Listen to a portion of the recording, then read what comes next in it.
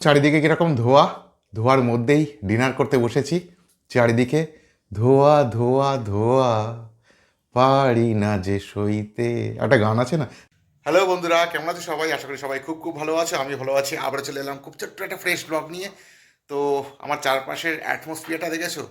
পুরো ধোয়া ধোয়া ধোয়া ধোয়া।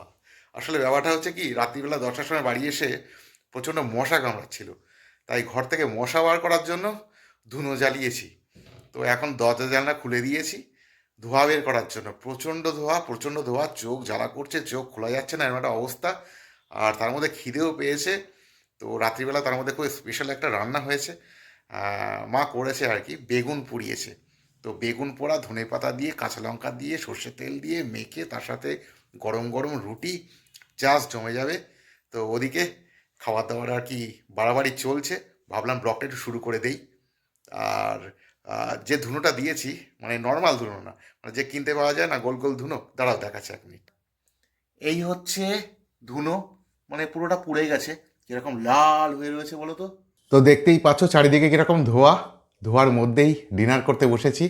চারিদিকে ধোয়া ধোয়া ধোয়া, পারি না যে সইতে, একটা গান আছে না।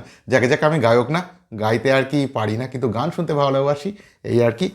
তো আজকে আমার খুব প্রিয় ডিনার, রুটি সাথে বেগুন পোড়া খাবো। মানে শীত তো প্রায় চলে যাওয়ার উপক্রম, আর বেশি দিন নেই। মানে 2-1 দিন বাদে সরস্বতী পুজো, আর সরস্বতী পুজো হয়ে যাওয়া মানে শীত উদাও। আর পোড়ানোর মতো বেগুন মানে বাজারে খুঁজে আর পাওয়া যাবে না। তো শুরু করি। বাহ, অসাধারণ অসাধারণ। আজকে রাত্রিবেলা ডিনারটা জাস্ট জমে গেল। তো কার কার বেগুন পোড়া খুব প্রিয়, কমেন্ট বক্সে জানাতে ভুলো না। তো খেতে থাকি।